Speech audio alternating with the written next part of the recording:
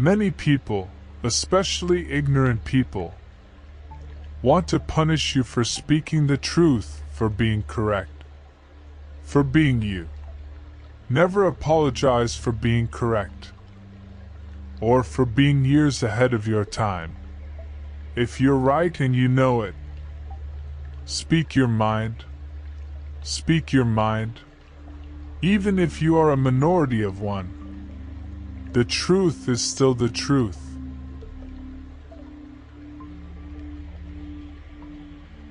As human beings, our greatness lies not so much in being able to remake the world that is the myth of the atomic age as in being able to remake ourselves. Love never claims, it ever gives. Love ever suffers, never resents, never revenges itself.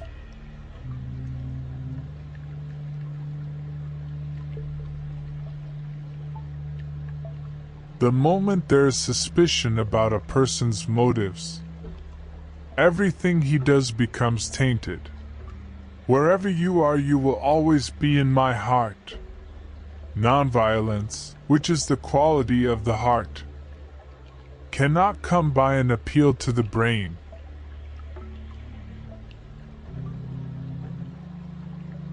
Do not worry in the least about yourself, leave all worry to God. This appears to be the commandment in all religions. This need not frighten anyone. He who devotes himself to service with a clear conscience will day by day grasp the necessity for it in greater measure, and will continually grow richer in faith. The path of service can hardly be trodden by one who is not prepared to renounce self-interest, and to recognize the conditions of his birth.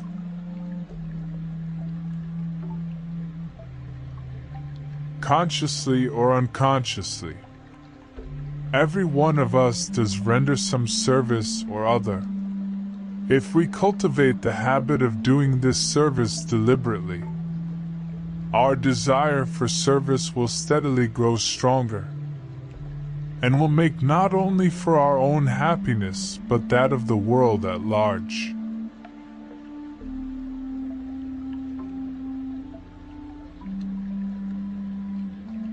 Champions are made from something they have deep inside of them, a desire, a dream, a vision.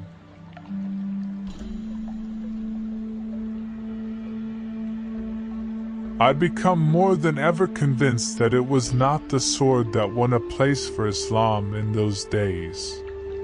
It was the rigid simplicity, the utter self-effacement of Hussein, the scrupulous regard for pledges, his intense devotion to his friends and followers, and his intrepidity, his fearlessness, his absolute trust in God and in his own mission. These and not the sword carried everything before them and surmounted every obstacle. If I have the belief that I can do it, I shall surely acquire the capacity to do it, even if I may not have it at the beginning. I should love to satisfy all, if I possibly can, but in trying to satisfy all, I may be able to satisfy none. I have, therefore, arrived at the conclusion that the best course is to satisfy one's own conscience, and leave the world to form its own judgment, favorable or otherwise.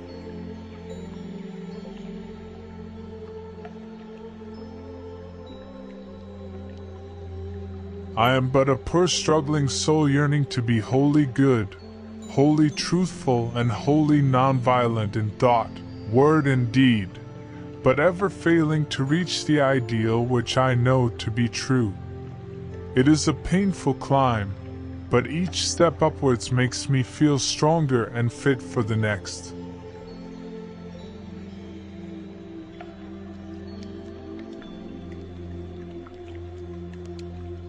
I have learned through bitter experience the one supreme lesson: to conserve my anger, and as heat conserved is transmuted into energy, even so our anger controlled can be transmuted into a power which can move the world.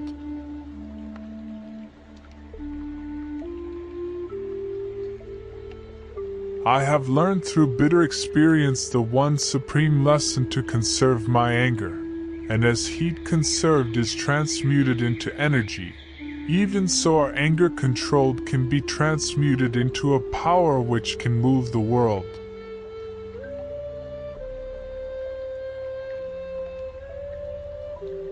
But you can wake a man only if he is really asleep. No effort that you make will produce any effect upon him if he is merely pretending sleep.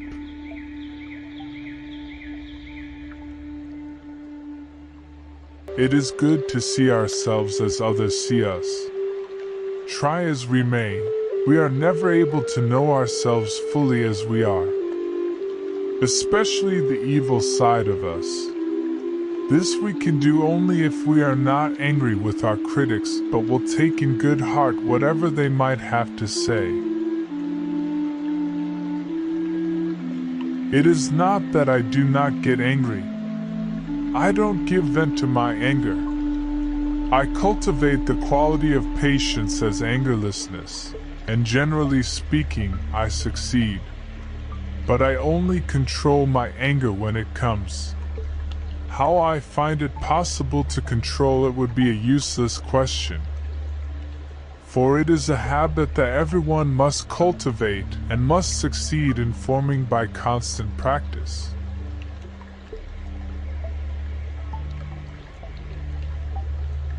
If you don't find God in the next person you meet, it is a waste of time looking for Him further. Every worthwhile accomplishment, big or little, has its stages of drudgery and triumph, a beginning, a struggle, and a victory.